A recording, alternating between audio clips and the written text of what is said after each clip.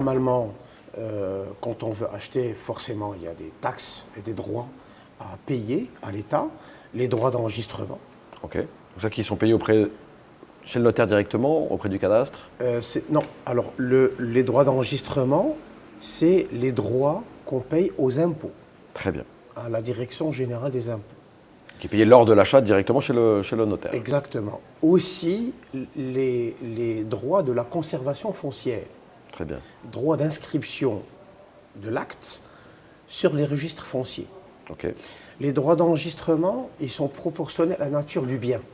Si je veux acheter un terrain agricole, si je veux acheter un terrain nu, si je veux acheter un appartement en bureau, ou si je veux acheter un appartement qui rentre dans le cadre d'une convention de logement social.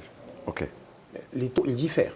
Ok. 4%, 5%, 3% et aussi 6% pour les terrains agricoles. Très bien. Maintenant, la taxe relative à l'inscription, généralement, elle est de 1,5%. TTC ou hors taxe du bien, sur le prix de vente Sur le prix de vente déclaré. Très bien. D'accord. Ou sur l'évaluation. Par exemple, s'il y a une cession à titre gratuit, une donation, Ok. on prend l'évaluation. D'accord. Et après on paye 1,5% sur... On paye 1,5% à la conservation foncière et ça dépend des cas. Quand il y a une donation, par exemple, que je fais à mon épouse, à mes enfants, à mes parents, à mes frères et sœurs, c'est un tarif réduit d'enregistrement de 1,5%. Ok. Si je fais une donation ou aussi à la personne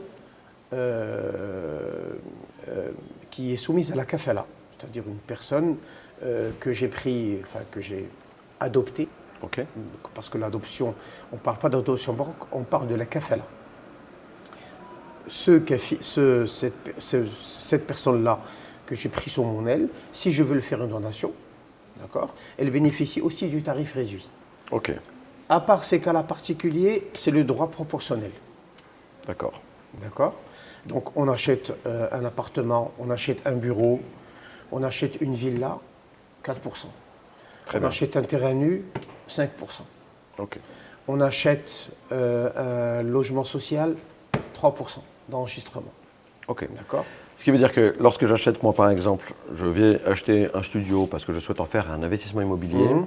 Le studio va me coûter, pour faire simple, 1 million de dirhams. Sur ce 1 million de dirhams, je vais devoir donc payer 1,5%. Non, je paye 3%, 3%, je paye 4%, 4% d'enregistrement à l'enregistrement et et 1,5%. 1,5% pour la conservation foncière. Ok, donc c'est déjà 5,5% que je dois rajouter au prix initial, Très bien. Plus les honoraires du notaire. évidemment. Qui sont généralement de 1,5%. Est-ce qu'il y a une réglementation d'ailleurs sur les droits de notaire? Normalement, c'est 1%. 1%. 1%. Très bien. Hors taxe. Hors taxe. Ok, très bien. Plus 20% de TVA. Ok. Très bien. Est-ce qu'il y a d'autres frais il peut y avoir des frais bancaires, j'imagine, si jamais je passe par un crédit. Si vous passez par un crédit, il y a aussi des droits de conservation foncière à payer sur le montant du prêt, mais selon un barème, sur une tranche. D'accord. Et il y a un barème à la conservation foncière, selon les tranches, et normalement c'est 1,5%. Ok. Donc, grosso modo, on se dit qu'à peu près 7%, 7,5% Absolument. supplémentaires, Oui. bien initial. Donc, si ça me coûte 1 million, ça va me coûter donc 1 75 000 Oui. au moment de passer chez le notaire pour pouvoir régler les différents frais. Mhm. Très bien. Est-ce qu'au moment de l'achat, j'ai d'autres taxes à payer ou est-ce qu'avec ça, je suis Là, vous avez, après avoir signé le contrat chez le notaire, ce dernier s'occupe de la formalisation Ok. auprès des administrations concernées. Et puis, la conservation foncière produit le certificat de propriété, Ok. le titre de propriété attestant que vous êtes propriétaire exclusif. Bien sûr, si vous avez pris un crédit, il y a une charge foncière de l'hypothèque au profit de l'organisme qui vous a consenti ou qui vous a conféré le prêt bancaire. Très bien.